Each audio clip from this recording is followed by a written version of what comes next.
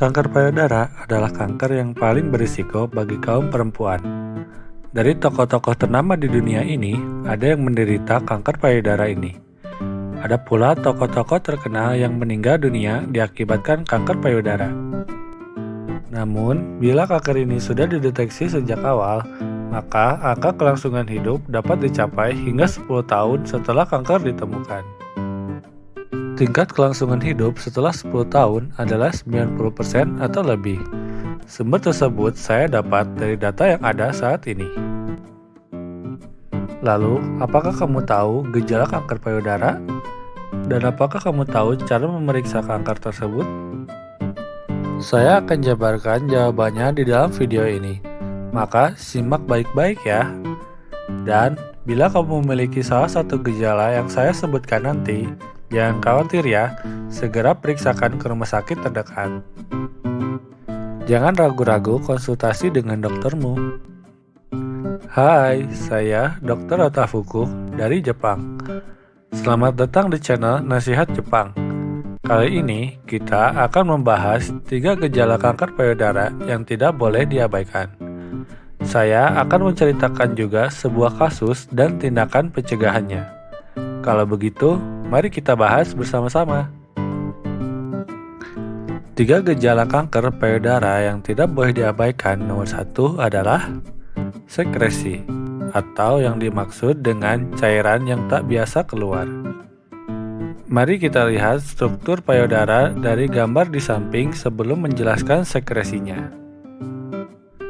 Berikut ini adalah kelenjar, yang ini adalah lobulus. Dan yang berbentuk saluran ini adalah saluran ASI.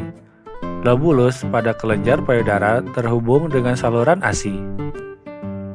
Saat bayi lahir, ASI disalurkan dari lobulus sebagai pintu masuk untuk ASI supaya dapat menutrisi sang bayi. Ini adalah mekanisme pemberian ASI. Hal semacam ini sangat penting bagi perempuan, terutama calon ibu, bukan? Jadi, saat ibu sedang memberikan ASI, sekresi mungkin keluar dari puting diakibatkan menyusui. Ini mungkin reaksi yang umum didapatkan oleh ibu yang sedang menyusui. Tetapi, sekresi ini juga bisa disebabkan oleh kanker payudara. Saat terkena kanker payudara, sekresi akan terlihat di bagian puting. Bagian ini dapat berdarah dikarenakan sekresi. Namun, bagaimana cara membedakan sekresi yang normal dan yang berbahaya? Hal ini tergantung apakah kamu sedang dalam masa menyusui dalam kurun waktu setahun. Sekresi tersebut bisa dianggap normal. Namun, bila terjadi sekresi tiba-tiba tanpa sebab, apakah itu berbahaya? Saya akan bagi jenis sekresi tersebut dalam 2 bagian. Yang pertama, yaitu sekresi pada bagian salah satu payudara. Karena kanker payudara sering dapat terjadi pada satu payudara, maka perlu dilakukan sekresi hanya dari satu payudara. Lalu, yang kedua ialah sekresi warna. Warnanya tidak transparan melainkan sedikit kecoklatan, seperti sekresi merah coklat atau merah bercampur dengan darah dari kanker payudara. Kemungkinan besar dapat terjadi karena hal tersebut. Tentu saja, orang yang tidak sedang hamil atau tidak menyusui akan memiliki sekresi bila ada gejala kanker payudara. Dalam hal ini, silakan berkonsultasi dengan dokter di rumah sakit. Dan ingat bagian sekresi yang perlu diperhatikan. Ngomong-ngomong, sebelum kita lanjut, jangan lupa untuk like video kami ya. Dan juga mampir untuk melihat video-video mengenai pencegahan penyakit lainnya. Semoga viewers suka dengan video kami, sehingga kami akan lebih rajin update mengenai dunia medis dan kesehatan. Jangan lupa subscribe dan like video kami ya. 3 gejala kanker payudara yang tidak boleh diabaikan. Nomor 2 adalah benjolan. Saya pikir gejala ini adalah gejala paling khas dari kanker payudara. Tapi benjolan ini adalah sebuah chance untuk gampang mendeteksinya kan? Dikarenakan seperti contohnya kanker lain, yaitu kanker usus, paru-paru, atau organ dalam lainnya. sangat sulit dideteksi bila hanya dengan melihat kondisi dari luarnya. Berbeda dengan kanker payudara, yaitu kamu dapat memeriksanya dengan menyentuh bagian tersebut, apakah ada benjolan atau tidak dengan tanganmu sendiri. Pemeriksaan dini pun menjadi efektif karena ini. Pemeriksaan ini dapat dikatakan sebagai pemeriksaan dini supaya bisa langsung mendapat penanganan cepat dari dokter. Dengan begitu, kamu akan mendapatkan pengobatan dan pertolongan pertama pada kanker payudara tersebut. Jadi, manfaatkan metode pemeriksaan mandiri ini dengan baik sebagai sarana deteksi dini. Ada berbagai cara untuk memeriksakan diri, tetapi pada dasarnya tidak apa-apa jika kamu bisa menyentuhnya dan memeriksa benjolan dari semua bagian. Kamu harus benar-benar memeriksa seluruh payudara. Misalnya, direkomendasikan di saat kamu sedang mandi atau membersihkan badan.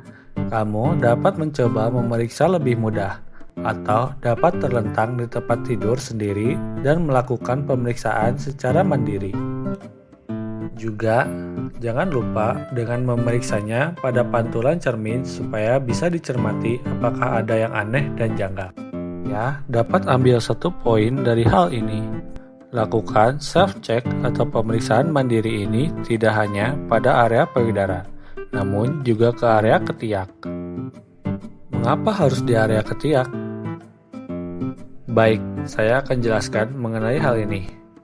Pertama-tama, ini adalah upaya untuk melihat bagian terdekat dari payudara. Dikhawatirkan adanya metasis kanker. Apakah metasis kanker itu? Dalam kasus kanker payudara, metasis adalah penyebaran sel kanker. Jika bermetasis, biasanya secara struktural kelenjar getah bening akan muncul di bawah ketiak. Harap diingat, karena mungkin saja kamu tidak menemukan benjolan pada bagian payudara, melainkan menemukannya pada bagian ketiak. Benjolan tersebut mungkin akan membuatmu khawatir, karena ada dua jenis dari kanker payudara, yaitu untuk yang jinak dan yang ganas. Saya akan jelaskan perbedaan dari kanker payudara yang jinak dan yang ganas. Yang pertama adalah benjolan untuk yang jinak. Biasanya permukaannya lunak dan ketika tersentuh terasa seperti licin. Pada kasus kanker payudara yang ganas, justru sebaliknya, yaitu terasa keras dan tidak dapat digerakkan dengan sentuhan dan ada rasa sensasi bergerigi. Tentu saja mengenai hal ini tidak mungkin kita mengambil self-diagnosis sendiri. Jadi jika ada benjolan pada bagian tubuhmu, silakan periksa ke rumah sakit terdekat ya. Sebelum melanjutkan, saya ingin membahas satu hal, yaitu bagaimana rasa sakit dialami penderita. Saya pernah dengar bahwa rasa sakit di payudara merupakan tanda kanker payudara. Intinya adalah bahwa kanker payudara mungkin ada yang hampir selalu menyakitkan, namun lebih banyak yang tidak disertai dengan rasa sakit. Dari data dapat dikatakan bahwa sekitar 1 dari 100 orang yang terkena kanker payudara dapat merasakan sakitnya. Pastinya dengan begini, kamu mungkin akan khawatir bagaimana bila payudara tiba-tiba terasa sakit. Sebetulnya, rasa sakit tersebut bisa jadi ditimbulkan karena peradangan pada kelenjar susu atau yang biasa disebut mestistis. Kemungkinan rasa sakit meningkat namun tidak begitu besar. Untuk kanker payudara sendiri, kanker dapat menyebabkan kemerahan dan nyeri pada kulit. Kanker ini mungkin bisa dialami oleh pria juga, jadi jangan ragu untuk pergi ke rumah sakit ya. Kenali perbedaan tersebut, karena lebih seringnya kanker ini tidak memiliki gejala sakit. Jadi, pastikan untuk mengingat 2 gejala yang saya sebutkan tadi untuk antisipasi ya. 3 gejala kanker payudara yang tidak boleh diabaikan terakhir adalah lesung pipi. Lesung pipi yang ada di pipi saat tersenyumkah? Tentu saja bukan. Ini hanyalah istilah saja. karena gejala ini terlihat seperti lesung pipi. Dalam kasus sekresi di awal tadi, hal tersebut disebabkan oleh kanker payudara yang terbentuk di dekat garis keluarnya ASI. Tanda seperti lesung tersebut akan timbul di bagian kulit sebagai tanda kanker payudara. Karena ketika kanker tersebut muncul di dekat kulit, ia akan tumbuh dengan membungkus kulit di sekitar tubuh yang dekat dengannya. Ketika kanker berkembang seperti bola salju, hal tersebut bisa melibatkan jaringan kulit di area payudara dan akan menimbulkan seperti penyok menyerupai lesung pipi manusia. Ya, hal seperti itu sangat dapat terjadi bila adanya jaringan kanker pada payudara. Maka lihat dan periksalah dirimu di depan cermin. Apakah ada tanda menyerupai lesung pipi seperti itu?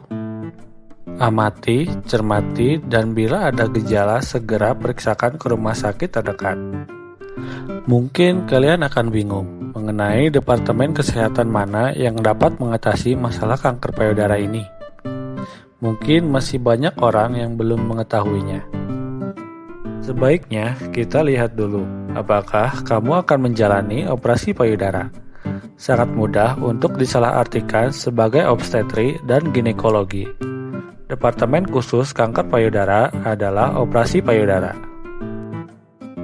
Jadi, untuk mencegah kanker payudara ini adalah segera memeriksakannya secara rutin. Sebagai rekomendasi dari American Committee on Preventive Medicine, wanita di atas usia 50 tahun dapat diperiksa sekali setiap 2 tahun. Dianjurkan mengambil sinar X untuk kanker payudara yang disebut mamografi. Pastikan untuk mengecek dengan metode ini ya.